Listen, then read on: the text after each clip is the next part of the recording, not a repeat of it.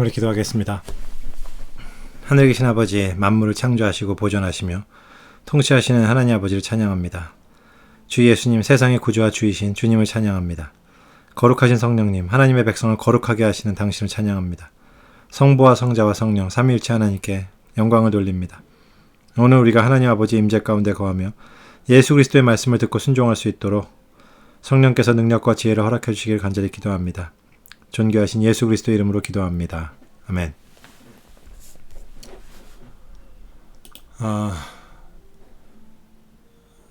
오늘 본문은 우리 고린도전서 3장의 전반부입니다.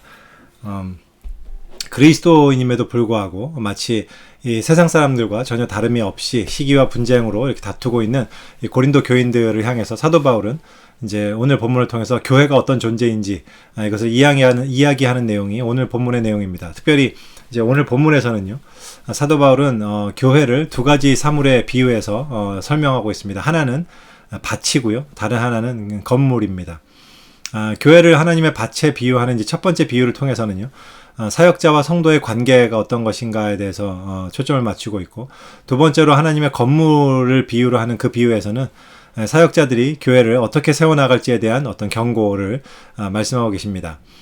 먼저 첫 번째 비유의 초점을 간단하게만 설명하면 우리가 굉장히 쉽게 이해할 수 있습니다. 교회의 중심은 하나님이라는 사실입니다. 왜냐하면 하나님이 모든 생명의 근원이자 주체이시자 또한 그 밭의 주인이시기 때문입니다. 그래서 목회자들은 그저 일꾼으로 어떤 목회를 하는 것뿐이지 사실 목회자가 교회의 중심이 될 수는 없다는 사실을 사도 바울은 또 한번 강조하고 있습니다. 근데 여기서 한 가지만 더 짚고 넘어간다면요, 교회에서 하나님의 중심이라는 것을 우리가 인정한다면 그 다음 중요한 존재가 누굴까요? 이제 그것은 굉장히 중요한 질문입니다. 오늘 본문에 뭐 사도 바울이 그렇게 아주 분명하게 강조를 하거나 그러진 않았지만 클리어하게 그래도 드러내고 있는 포인트긴 합니다.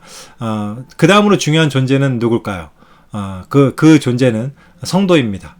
교회에서 사역자보다 목회자보다 성도가 훨씬 중요하다는 사실을 우리가 잊지 않아야 됩니다. 하나님이 밭의 주인이시고요, 그 밭이 있는 이유는 하나님께서 열매를 얻기 위한 것입니다. 그래서 그렇기 때문에 그 밭의 작물, 그 식물이 그 다음으로 훨씬 중요합니다. 그러면 목회자, 사역자는 그러면 어떤 존재냐? 하나님이 그 열매를 풍성하게 거두시기 위해서, 즉 그 성도들을 위해서 일을 시키시는 그 성도들을 돌보는 종으로 부른 이 일꾼입니다. 그래서 그게 이 목회자와 사역자의 어떤 정체성이라는 것을 우리가 발견할 수 있습니다. 많은 경우, 그러니까 많은 교회에서 좀 오해를 합니다. 교회의 중심이 목회자고 그 목회자를 위해서 성도들을 보내신 것처럼 그렇게 오해하는 경우가 있습니다. 그렇지 않습니다. 교회에서 가장 중요한 존재는, 뭐 비교할 수 없이 중요한 존재는 하나님이시고요, 물론 곧 우리 주 예수 그리스도시고, 하지만 그 다음으로 중요한 존재가 있다면 그건 성도라는 사실을 우리가 잊지 않아야 합니다. 사실은 목회자나 이 사역자는 가장 맨 아래에서 일꾼으로 그들을 섬기는 그런 역할을 하는 존재라는 것을 우리가 생각해 볼 수 있습니다. 두 번째 비유는요, 교회가 하나님의 집이라는, 즉 하나님의 건물이라는 그런 비유로 사도 바울이 이야기하고 있습니다. 여기서도 중요한 것은 아까 우리가 밭의 주인을 얘기했듯이요, 이 건물의 기초가 누구냐 하는 겁니다. 건물의 기초는 오직 예수 그리스도라는 사실이 중요합니다. 물론 이제 표현을 좀 달리하면 예수님이라고도 할 수 있고 복음이라고 할 수도 있겠죠. 즉 복음 외에, 예수 그리스도 외에 그 어떤 다른 것도 교회의 기초가 될 수 없다는 사실을 우리는 이 비유를 통해서도 분명히 알 수 있습니다. 만일 다른 기초 위에 이 건물을 세운다면 그 건물은 교회가 더 이상 아닐 겁니다. 그리고 그 건물은 기초가 그리스도가 아니기 때문에 다 무너지게 될 것임을 분명히 합니다. 교회의 기초는 오직 예수 그리스도입니다. 그래서 일단 중요한 것은요, 바로 그 참된 기초 위에 우리가 집을 지었는가. 다시 말해서 우리 교회는 예수 그리스도라는 그 터 위에, 그 기초 위에 있는가 하는 것이 가장 중요하다고 할 수 있겠습니다. 근데 그 다음으로, 그것은 이제 우리가 기본적으로 여기서 강조하는 바이기 때문에 또 다시 언급하지는 않고 넘어가겠습니다만, 그 기초가 예수 그리스도라고 할 때 그러면 다 되느냐가 아니라요, 그 위에 건물을 어떤 재료로 세우느냐에 따라서 또한 교회는 다를 수 있다는 사실을 사도 바울은 오늘 비유를 통해서 얘기합니다. 그 내용이 이제 12절부터 15절까지의 내용인데요. 이 말씀은 이제 교회에게 한 말씀이라는 사실을 우리가 기억하기 원합니다. 다시 말해서 이제 물론 각 개별 성도의 삶도 굉장히 중요합니다. 근데 하지만 이 비유 자체는 각 개별 성도들이 자기 인생을 어떻게 살아갈 것인지, 심판날에 하나님이 각 개인을 심판하실 때 어떤 심판을 받을 것인지에 대한 말씀이 아닙니다. 거기에 초점이 있지 않습니다. 물론 그 심판이 있을 것입니다. 근데 그게 초점이 아니라 오늘 말씀은 교회에 주시는 말씀입니다. 뭐 꼭 그렇다고 해서 목회자에게만 주시는 말씀이라고 할 수는 없습니다. 교회를 세워나가는 모든 자들, 즉 교회를 세우는 그 역할을 담당하는 모든 성도들에게 이 교회를 세우는 자세에 대한 그런 말씀이라고 할 수 있다고 보여집니다. 물론 주된 대상은 목회자, 즉 리더라고 할 수 있겠죠. 그래서 그들이 무엇으로 지금 교회를 세우려고 하고 있는가? 예수 그리스도라는 터 위에 나는 과연 어떤 재료를 통해서 이 건물들을 세워나가려고 하는가? 라는 것이 이 질문입니다. 사도 바울은 이것을 이렇게 비유합니다. 예수 그리스도라는 기초 위에 그 재료 사용되는 건물을 짓는 데 사용되는 재료가 6가지 재료가 등장합니다. 12절에요. 이제 금과 은과 보석과 또 나무와 풀과 집. 뭐 이렇게 얘기했지만 사실 사도 바울의 의도는 6가지 다에 대한 다양성을 얘기하려는 게 아니라 2가지 종류입니다. 이제 그 구분 기준은 이것입니다. 어떤 아름다움 이런 기준이 아니고요. 중요한 것은 불에 타느냐 안 타느냐에 관한 겁니다. 그래서 그런 재료로 집을 짓는다는 것입니다. 그래서 그 집이 어떤 재료로 지어졌는지 드러나는 때가 온다라는 얘기를 하고 있습니다. 그때가 언제냐면 바로 심판의 때입니다. 그래서 그때 하나님께서 심판을 통해서 이 불을 통해서 교회가 무엇으로 지어졌는지 이제 테스트 하실 것입니다. 근데 그 불에 견디는 재료가 있고요. 그 불에 확 타버리는 재료가 있다는 얘기죠. 그래서 우리가 이걸 보면서요. 그렇다면 이 아름다운 하나님의 건물을 지어가는 그 건물의 재료가 되는 재료가 2개로 나누어지는데 우리 질문은 그겁니다. 무엇이 금과 은과 보석 같은 재료이고 그럼 어떤 재료는 나무나 풀과 집과 같은 것인가 하는 겁니다. 그러니까 무엇이 불에 타고 무엇은 불에 안 타는 것인가에 관한 질문이 나올 수 있겠죠. 그래서 뭐 여러 가지로 해석될 수 있겠지만 2가지 정도로는 생각해 볼 수 있을 것 같습니다. 하나는 하나님 나라에서도 지속될 수 있는 것과 하나님 나라에는 더 이상 지속될 수 없는 것 이렇게 나눌 수 있을 것 같습니다. 금은과 은과 보석은 당연히 하나님 나라에 지속될 수 있는 것이고요. 그게 뭘까요? 그게 복음이겠죠. 그게 터와 똑같은 예수 그리스도와 어떤 같은 재질의 그것을 얘기하는 것이겠죠. 근데 그 밖에 이제 나무와 집과 풀 이거는 한마디로 하나님 나라에 들어가지 못하는 거겠죠. 세상에 속한 겁니다. 그건 어떤 게 있을까요? 세상의 지식, 세상의 지혜, 세상의 자랑, 세상 가치관 다 이 세상의 것 그런 세상에 속한 것은 하나님 나라에 들어갈 수가 없을 겁니다. 아무리 화려해 보일지라도 지금 눈에는 하지만 그것은 결코 영원으로 이어지지 않는다라는 게 사도 바울이 하고 싶은 이야기일 겁니다. 근데 다른 한편으로는요, 이 재료를 그냥 이제 불에 타는 것과 안 타는 것, 그러니까 하나님 나라에 들어가는 것과 못 들어가는 것 이렇게 나눌 수도 있지만 한편으로는 또 이렇게 나눌 수도 있을 것 같아요. 실제 금과 은과 보석은 비싼 거거든요. 그에 반해 나무와 집과 풀은 흔한 겁니다. 구하기 쉬운 거고요. 값싼 거란 말이죠. 그래서 그렇다면 교회를 세우는 이 재료에 있어서 비싼 것은 어떤 것이며 값싼 것은 어떤 것인가 이거를 우리가 질문해 볼 수 있을 겁니다. 그거는 이렇게 우리가 좀 해석해 볼 수 있지 않을까요? 우리 모든 인생이 그렇잖아요. 뭐냐 하면 쉽게 하면은 다 나중에 무너지죠. 예를 들어서 이제 공부라는 걸 봐도요. 공부도 쉽게 지름길로만 하면은 나중에 조금만 복잡한 적용 문제가 나오면 기초가 없기 때문에 풀 줄을 모르는 거지 않습니까? 수학 문제를 생각해 보시면 금방 우리가 이해 갈 것이요. 제가 자주 드는 얘기는 하지만 수학 문제를 가장 쉽게 푸는 방법이 뭔지 아십니까? 가장 쉽게 푸는 방법은 답을 보고 푸는 거예요.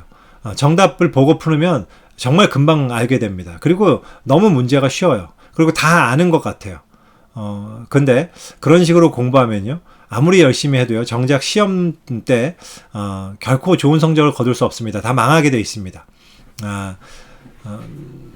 그만큼 어려운 일, 이제 이 복잡한 문제 이런 것들을 적응하는 훈련을 하지 않았기 때문입니다. 사실 교회를 세우는 일에 있어서도 그렇게 적용할 수 있을 것 같습니다. 예를 들어서 우리가 교회를 그냥 단순히 양적 성장을 목표로 돈을 좀 많이 써서 어떤 좋은 프로그램을 도입하고 또 사람들을 막 닥달하기도 하고 또 양질의 어떤 엔터테인먼트를 잘 제공해서요. 그래서 사람들을 많이 모으는 방법도 있겠고요. 다른 한편으로는 성도 한 명 한 명의 질적인 성숙이라는 걸 목표로 해서 그 교회 한 명 한 명 그 영적 성숙을 위해서 말씀을 가르치고 또 붙들고 더 가까이 돌보고 또 그래서 결국 그 한 사람에게 많은 에너지와 시간이 투입되는 방법도 있을 수 있겠죠. 근데 이 후자의 방법은 그렇게 효과적이진 않을 겁니다. 투자한 만큼 뭐 이렇게 효율이 별로 나지 않을 경우도 많이 있기 때문이에요. 하지만 그 아까 얘기했던 그 전자와 후자를 생각해 보면 정말 교회에 불의 시험이 닥쳤을 때 어느 교회의 성도가 더 예수 그리스도의 기초 위에 온전히 서 있을 수 있을까? 이런 질문을 던져본다면 아마도 후자일 거라고 생각합니다. 그것이 어떤 면에서는 금과 은과 보석으로 지은 건물이 되는 것을 의미하는 거라고 볼 수 있겠죠. 물론 이제 제가 이런 말씀을 드리는 것은 이런 교회를 만드는 것이 쉽다거나 아니면 우리 교회가 이런 교회다라는 그런 주장을 하려는 것은 아닙니다. 이런 교회의 모습을 만들어 가는 것은 쉽지 않습니다. 그래서 어렵죠. 그래서 값비싼 것으로 투자해야 되는 겁니다. 금과 은과 보석, 그것은 구하기 어려운 거고요. 참 힘든 겁니다. 쉽지 않은 거고 우리 교회도 부족한 게 굉장히 많죠. 그럼에도 불구하고 우리가 잘하건 못하건 지향해야 하는 바는 그래야 한다고 생각합니다. 성도 한 명 한 명이 이 불의 시험 가운데서도 금과 은과 이 보석처럼 그것으로 지은 집처럼 이겨낼 수 있는 그런 성도가 그런 성도를 기르는 교회, 그게 참 중요하다는 생각을 해봅니다. 중요한 사실 한 가지 다시 한번 강조하고 싶은 것은요. 사도 바울이 얘기했듯이 우리가 원하든 원치 않든 불의 시험이 오는 때가 올 것이라는 얘기입니다. 그것이 심판의 날이 될 수도 있고 우리에게 오는 굉장한 시험의 날이 될 수도 있습니다. 물론 궁극적으로 하나님이 교회를 심판하실 것입니다. 우리가 그 두려움이 있어야 됩니다.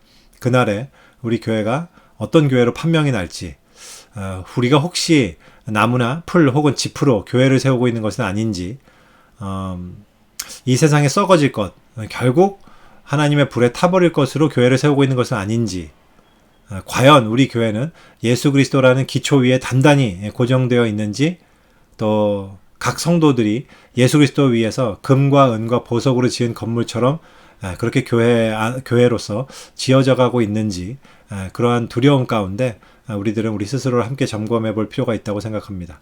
물론 간절히 소망하는 바는 우리 교회가 모든 성도들이 풍성한 열매를 맺는 그런 하나님의 아름다운 밭이요, 또 금과 은과 보석으로 지어지는 하나님의 건물로 드러나게 되는 그날이 오기를, 드러나게 될 수 있도록 있기를, 결국 그렇게 판명될 수 있기를 이 시간 간절히 소원해 봅니다. 우리 기도하겠습니다. 하나님 아버지, 우리가 이 시간에 기도합니다. 주님, 오늘 또 사도 바울의 말씀을 통해서 우리가 어떤 모습으로 교회를 세워가야 되는지, 그리고 이 교회를 세움에 있어서 교회 안에 있어서 어떤 중요한 대상이 누구인지, 이런 모습들을 우리가 한번 생각해 보게 됩니다. 하나님 아버지, 우리가 교회를 세워나가고 섬겨나가는 데 있어서 참 구원받은 그리스도인들로서 주님의 몸된 교회를 아름답게 세워나가게 하시고, 그런 세워나가는 과정에 있어서 그 어떤 것보다도 예수 그리스도, 우리 주 하나님이 가장 중요하고 가장 중심되는 존재임을 우리가 잊지 않게 해주시길 간절히 기도합니다. 인간의 조직이 되지 않게 하시고 하나님의 거룩한 성전이 될 수 있도록 교회를 지켜주시길 기도합니다. 하나님 아버지, 또한 이 시간 기도합니다. 그를 위해 목회자들이 참된 종으로서, 사역자들이 정말로 일꾼으로서 성도를 돌보는 일에 충성을 다할 수 있도록, 그리고 성도들이 바로 그러한 모습 속에 하나님을 아름답게 섬겨갈 수 있도록, 하나님을 믿음으로 나아갈 수 있도록 주님께서 인도하시길 기도합니다. 주님, 우리가 이렇게 교회를 세워나가는 데 있어서 우리가 짓는 재료가 참으로 금과 은과 보석과 같은 그런 불에 타지 않는 재료, 참으로 튼튼한 재료, 주님의 심판에도 견딜 수 있는 그런 재료로 짓는 그런 저희들 될 수 있도록 저희의 지혜와 능력을 붙들어 주시길 기도합니다. 우리의 인간적인 모든 것들은 그저 나무나 집과 풀밖에 되지 않음을 고백합니다. 오직 예수 그리스도의 복음과 예수 그리스도의 이 성령으로 우리가 이 교회를 세워나갈 수 있도록 인도하시고, 그리하여 마지막 심판 때 하나님 앞에서 참 아름다운 건물로서 드러나는 그런 교회가 될 수 있도록 주님께서 허락해 주시고 축복하시길 기도합니다. 이 일을 위해서 수고하는 모든 성도들 한 명 한 명 위에 주님의 놀라운 축복이 임하기를 간절히 기도합니다. 감사드릴 때 예수 그리스도 이름으로 기도합니다. 아멘. 감사합니다.